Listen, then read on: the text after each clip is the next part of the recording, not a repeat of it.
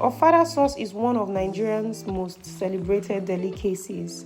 It originated from the southwestern part of Nigeria, Ogun State precisely, where it was enjoyed traditionally by farmers. It is a rich peppery sauce traditionally served with Ofada rice, a locally cultivated rice known for its distinct taste, chewy texture, and immense health benefits. When we talk about Ofada sauce, there are two versions that are commonly enjoyed. One is the vibrant red Ofada sauce made with red rodo, red Tatashe, and a little or no tomatoes at all. The other sauce is called Ayamase, made with bleached palm oil, green rodo, green Tatashe, and with a lot of onions. Both are built around the same flavor foundations, which is the palm oil, plenty of chopped onions, iru, which is locust beans, roughly blended pepper,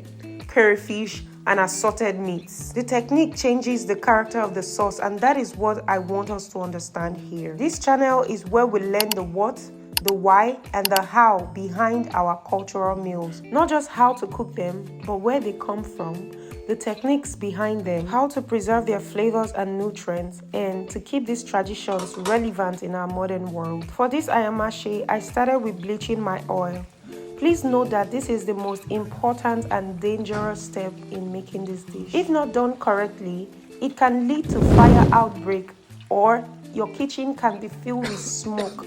So it is advised to reduce your heat to the lowest, cover your pot with a lid, preferably a transparent lid, and let it do its work. For me, I left mine for about 30 minutes on low heat. Once this is done, let the oil cool down before adding in your iru, which is locust beans, chopped onions, your pepper mix, and fry for about 5 minutes. Remember, your pepper mix needs to be roughly blended and should contain little or no liquid at all. You can go on to add proteins of choice. For me, I used dried shrimps, chopped pomo, which is cow skin, chopped goat meat, assorted, and fish flakes. I went on to add my boiled eggs. Guys, Ofada is not Ofada without boiled eggs.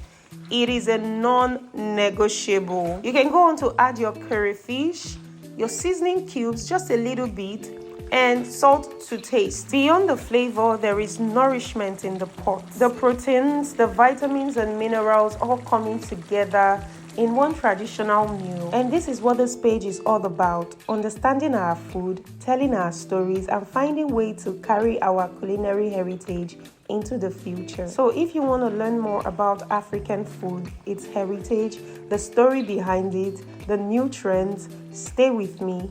Kindly like, follow, share, and subscribe to my channel. Bye for now, and see you in my next video. Cheers.